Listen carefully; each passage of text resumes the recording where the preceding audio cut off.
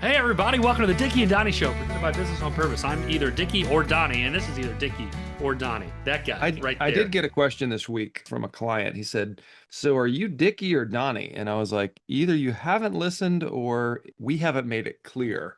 So Brandon is Brandon, Donny. Donnie, Donny. like Donnie Wahlberg. Yes. Yes. And And Shawn is a Dickie dick. is my middle name is Richard after my grandfather, Richard Dickie. Dickie and Donnie do business, presented by Business on Purpose. It was a harebrained idea that we have now entered our 19th episode of production. The Dickie and Donny Show. 20 will be on Friday, which if we're doing 450 is 4% of the total, 4.5% of the total Dickie and Donnie's ever have already been completed. Dickie, how many business owners live to see 10 years in business? 4%. Wow. So when you think of what we've done, and we don't seem very far into this thing. So no, we definitely do not. We're going to need seasons somehow. There's going to have to be seasons in there. Like The Office, the pilot is a 20. Every season will have 20 episodes. So we have one more episode this season, and then we'll do season 2. And man, do we have something crazy coming for you season 2, because we didn't just decide that season 2 is a thing. We've known it, and we have something crazy is it coming. Is it like Fortnite or Squid Games? You know, Fortnite every season has new things, new excitement, new tools. Squid Games every season has dead people. So maybe we should pick which seasonal thing we're going after. I like to think of it, one, only Squid Games I was interested in was like the reality version. Did you watch that one? Where they were fighting for, when they were fighting for $1 million, I think. Yeah, Mr. Beast. Yeah. So it's such a good people study. You want to talk about people's, like, they have the chance to win $1 million, and then at the second they could win 1,000, they're willing to kill 2,000 or 200 people or 20 people, whatever it is, for their 10,000, 20,000, 100,000. And got to get that rack, bro. it's a game of trust. I don't even like ribs that much. A rack, 1,000 rack. Oh, a band, as they say in the industry. A burrito. Yeah, how do you want to call it? Bands will make her dance, is what they always said back in the day. Interesting. I've never heard that before. I was a church camp guy. Never heard that before? I was not.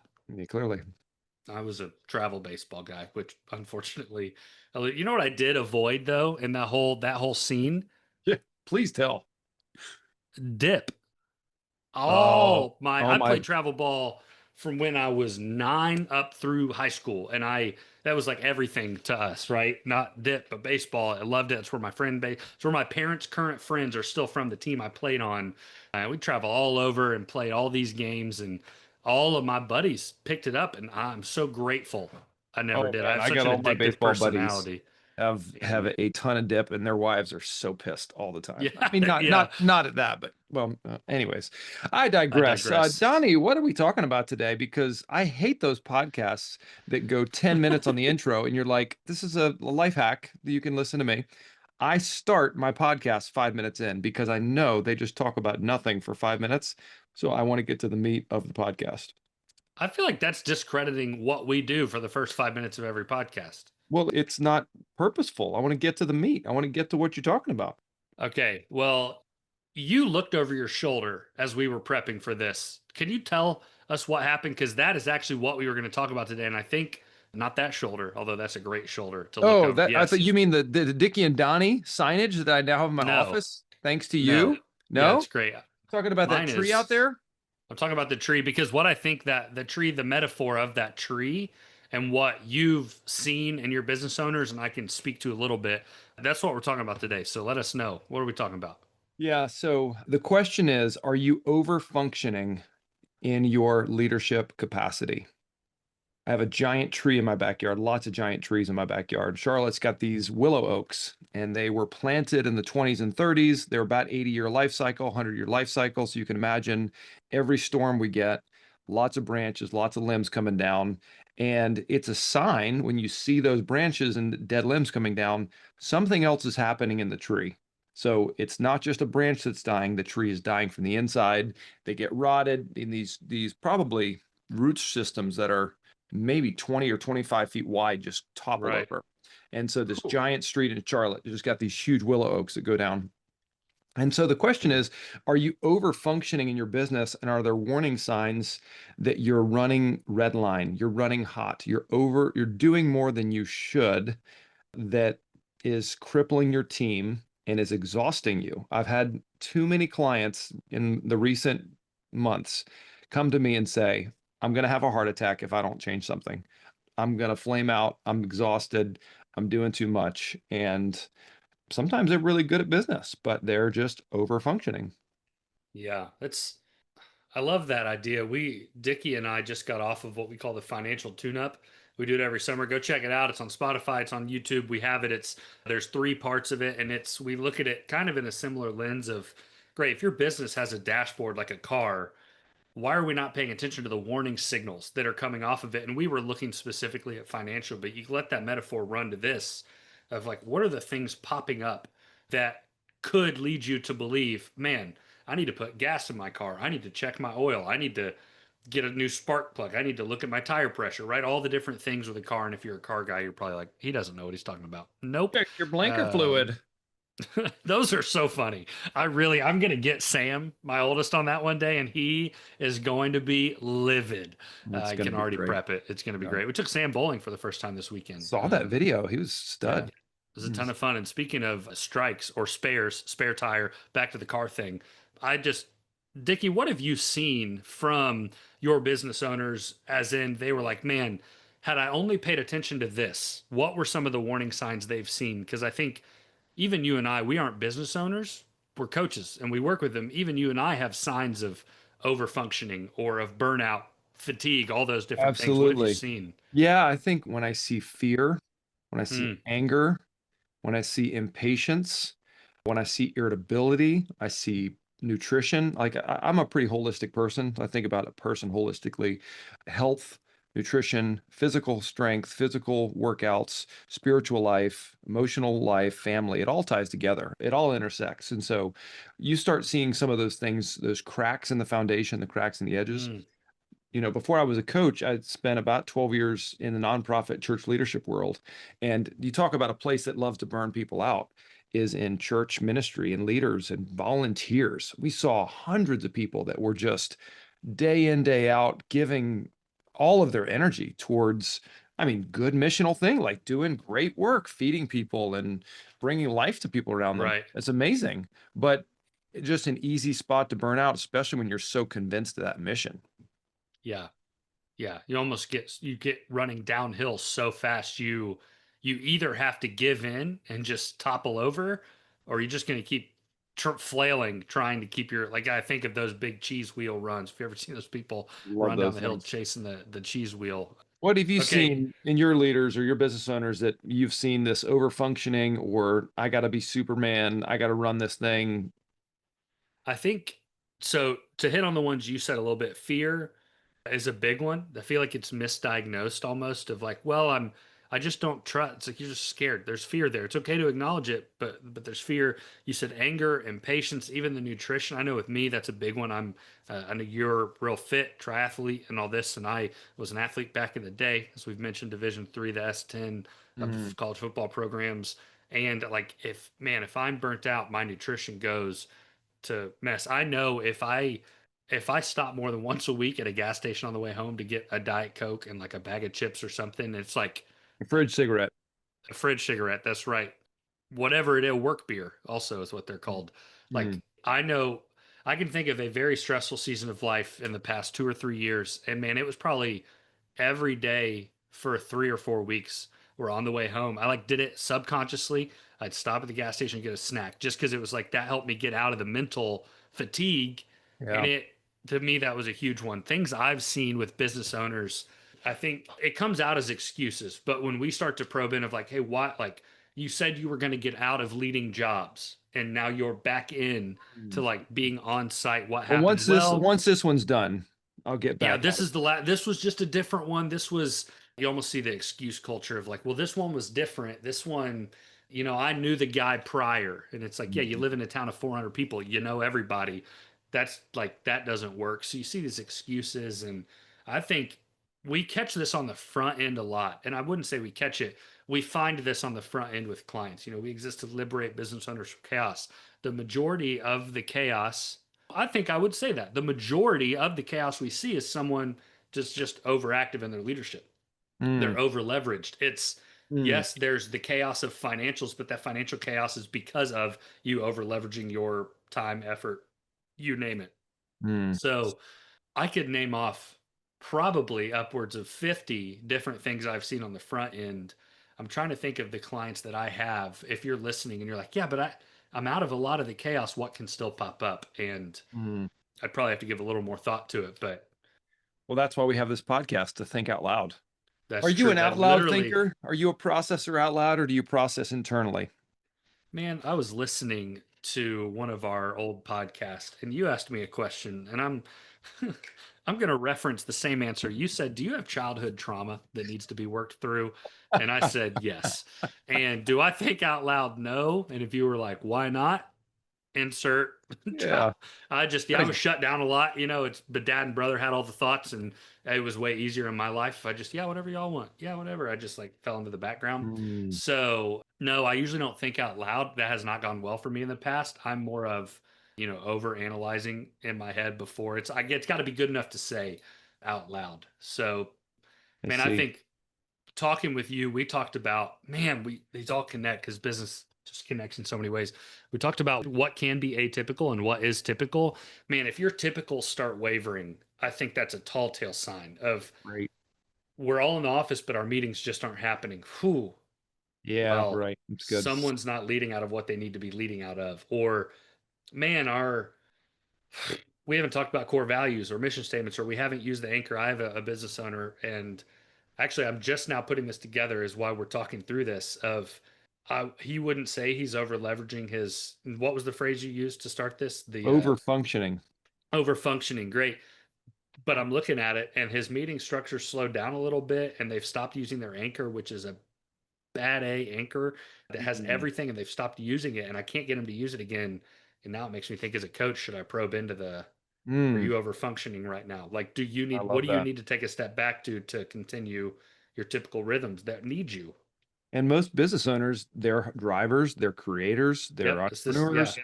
If I work hard enough, I can get myself out of this. Yep. And the irony of leadership is that leading people, delegating, and giving authority into people in your workplace requires you to step back. Yeah. And it's hard for Whew. those types of people to take steps back because they feel like I need this done to a certain level. So perfectionism and this certain degree of completeness. And have you heard the 85% rule? Not our 85-15 core value, but the 85. If somebody says Mm-mm. 85% or does 85% of what they should be doing, don't talk over them. I've always thought that was really good rule. Now I'm also an I on the disc, so I'm like 85% is an A. Yeah. That's the best you're going to get That sometimes. got me through college, baby. Yeah. I heard this was probably my first week working at Business on Purpose. I was with Dot BB out at a conference, and we were talking to someone. And based on my limited BOP knowledge of what an ideal client was, my head is like ding, ding, ding, ding, ding. Like, we need to be chasing after this guy. And Dot BB is holding a foot long corn dog. The business owner talking about tens of millions of dollars with mustard on it, and he kept using it as a pointer, and mustard was like getting on this dude's shirt. And I was like, what are we, who did I just acknowledge I was going to work for? And one of the things he said, and man, I've used it so often, was like, your ability as a leader is directly hinged on your ability to say, I don't know, to things you clearly know the answer to. I'll say that again. Your ability and effectiveness as a leader is entirely hinged on your ability to say, I don't know, to something you clearly know the answer to. And so often you want to talk about over functioning is, well, it'd take you 30 minutes, it'd only take me 5, so it's better for me to do it. No, because what you're doing is you're not strengthening the muscle in your employees. You're not strengthening the muscle of your system, of your process, of your purpose, of You're not using any of that, and instead you're saying, "I'll do it," and your day is now filled up with a million 5-minute tasks that you've hired and are still paying all these other people to do, and you're not training their muscles to be self-starters or thinkers or any of that. And your ability and effectiveness as a leader is entirely hinged on your ability to say, I don't know, what would you do to Mm. something? even if you know. Uh, Absolutely. and then one thing that I've learned and I've started telling all my clients is if they do it 80% the right way, you said 85, probably I'll start saying 85, but I've used saying if they do it 80% the right way, we have to learn how to live with that 20. And we can sharpen that 20, but don't correct the 80. Like let them, if you encourage them to think on their own and they get primarily there, then How about we say 82%? That way, you just need a could we number say that's 83? distinct. 83. Yeah, I like 83. It's my college football number. Duh. That was the year I was born, bro. Easy. 83? No way. Yesterday was August 3rd. That 8-3. Oh, 83. Oh, right. Yeah, I was like, Wild. that's a Yeah. three. Yeah, yeah, cool. 83. See, we were joined, dude. We were made to do this podcast. Some might say Siamese. Some might say Siamese. Same mustache, same strength. Um, Honestly, not true. same build. True. Yeah. You Um, get two of you, makes one of me. About right. Okay. Overfunctioning. So, Dickie, we've talked about signs of kind of what leads to overfunctioning, some of that. And we've talked about some of the, okay, this is now the symptoms of overfunctioning. You're missing these things. What have you seen people do? You mentioned stepping back, but if you're working with a business owner, what would you encourage them? If I'm a listener and I catch myself and I'm like, okay, ding ding ding, I have over functioning leader disorder, yeah, so that's OFOD, over functioning over owner's OFLD. Love that. disorder. We'll just say Yeah. leaders because you don't have to be the owner. Yeah. OFLD. Yeah, I've worked with solopreneurs and I've worked with teams of 20 and that have leaders that have the same problem. And typically their fingers are involved in everything. And so what I Mm, like to do is to get our systems down, or say yep. it's our sales system, say it's our operational process, define the buckets of where those go, and then define a schedule time to review them. So say it's your how many proposals have we sent this month? If you ask your sales guys every day, how many proposals did you send today? They are going to lose their ever flipping mind. But if every Tuesday at 11:15, you have a Mm, 15-minute, 20-minute sales meeting, hey, let's run sales, let's run this. We did this proposals, we did this many numbers, this many closed. Oh, these are the ones that didn't close. What do we need to change about those? You put a location for them and you said just bucket all of them that you have questions about until Tuesday. Now, say on Thursday you get a killer opportunity. Does that mean you can't reach out and say, "Hey, can we get this drummed up?" Absolutely not. Like right. you want to get that Atypical. sale? That's atypical. But typically, let's be Tuesday at 11:15, we run our sales numbers, we review after action reports of why things didn't close or what they didn't like about our work, and then we review Yeah. and redo it. But it's getting those It's so places good. in those buckets and not making them hour-long meetings, but just check-ins on, hey, let's run the sales, let's run Yeah. our operations, let's run admin. Man, that's so good, Dickie. That's hard to call you Dickie there. I almost called you your other name. Johnny. We, Shawn, that's one of the things that I'm just saying words till I remember what I was going to say. Buckets, systems, dedicated times. Dickie. So many people, when they think of overfunctioning, they're like, yeah, but I don't want to micromanage my team. And that's Yes. spot on. One of the things, and you just said it, you teed me up for this. Here's what micromanagement is not. Micromanagement is not having clear expectations and holding your team to those expectations. A lot of people think, well, I don't want to tell them I want them to have 5 sales calls a month because it's micromanagement. No, that's good leadership. That's knowing what your salespeople need to have and making the expectation clear and holding them to it. That is not micromanagement. That's actually good leadership. Micromanagement is when the seesaw of predictability is off in one direction. So here's this seesaw. I want you to envision it. We have images. I'm not going to pull them up though. You have a seesaw, and one of them are the questions you ask as a business owner, right? One of them are the questions, and one of them is the time of which you ask or get that information or request it. So we have what we request and when we request it. Good leadership is when we ask for the right things at the right time. So we have a sales and marketing meeting at Tuesday at 11:15. So if I have a sales and marketing related question for my team, I'm asking it at the right time. Now, think about this. It's Friday night and you're an employee, a sales representative, and you've done your hard week of work and you're at home spending time with your family, eating chicken parm because your wife made it for you. Heck And yeah. How are we're you eating chicken talking? parm, and you get a text from your owner that says, hey, how many sales calls did you get done this week? Your sales or your owner is over functioning. He's at the office. Now, that is what feels like micromanagement. That is a fair question to ask a sales representative at any time. What were your numbers? That's the totally wrong time. So that seesaw is now leaning into micromanagement. And you're like, wow, okay, I do that a lot. Well, stop. Start asking at the right time, right? So the right question, wrong time. Now, if you are in your 10:15, 11:15 sales meeting and you ask your sales director, hey, it's August right now. What were our numbers last August? It like they can't come prepared with that, right? Mm. So it's the right time to ask a question, but that's the wrong question at that time. All right. And you get where I'm going with that. If we are asking the wrong question at the right time or the right question at the wrong time, that's where micromanagement feels off. You as a boss telling me I need 5 sales calls a month to get my KPIs where they need to go is not micromanagement. That's good leadership.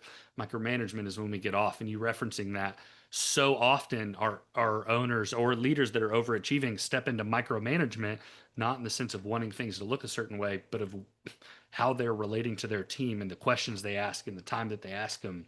And that stuff is a tall tale sign for it. Absolutely. That's a great example. I had a client that didn't want to prep his team for his team meetings. He wanted to just come in, tell them what he wanted them to do, and for them to go do it. It's typical D, right? I mean, more definition than one. Like, I'm the boss. I tell them what to do. They should go do it. Right. And I said, that's true. Like, you can run your business that way.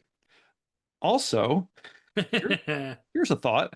What if you So gave them a good. couple days ahead of time and you could say, here's what I'd like to talk about. How much more prepared and excited would they be if you, because we get this idea, I got to do this now. I need to know Yeah. the sales number right now. I need to know this thing. It's an immediate urgency, but it's usually not. It's usually like, think about it. Hey, would you research this and get back to me in the next couple of days and let's review this at the meeting next week? Right. That's a 5 to 10 second conversation that allows that person to fill it out and Hmm. do some thoughtful work instead of just feeling like I'm just going to get blown by whichever way Stevie owner wants to take me. Yeah. I don't know if I you're love it. Steve, but maybe that was a message for Stevie. Maybe some Stevie. You ever have that where you're like, he was talking right at me? Well, if you feel like this over functioning was talking at you and you're not one of our clients already, you can go to businessonpurpose.com. There's a contact form on there. You can learn about us and all that. If you're here, I'm assuming you know about us, unless Dickie and Donnie are just that captivating that you stumbled upon us and we just kept you here. Or you can go to businessonpurpose.com/healthy, take a 5 to 7 minute healthy assessment on just the general health of your business. We will follow up with that. We exist to liberate business owners from chaos. We'd love to. If you want to get a hold of Dickie or I, our names are Brandon, Brandon, or Shawn, SHAWN, at businessonpurpose.com. We'd be happy to engage with you and answer any questions. Also, if you're a longtime listener, feel free. Send in a question. Send in something that you have an idea of. We'll take it. We have one more episode in season 1. And season 2, we've already got so many things lined up. It's amazing. You're going to love it. We actually do, surprisingly, It's, which is yeah, amazing. we actually do. We didn't know it was going to be called season 2, but We did we're here. today, but So we got season 2 locked and ready. that's right. Work is the creation of something that didn't priorly exist. And season 2 was work because it didn't exist before today, but now it does. So Beautiful. we're here. Thank y'all for listening. Dickie and Donnie out. See ya.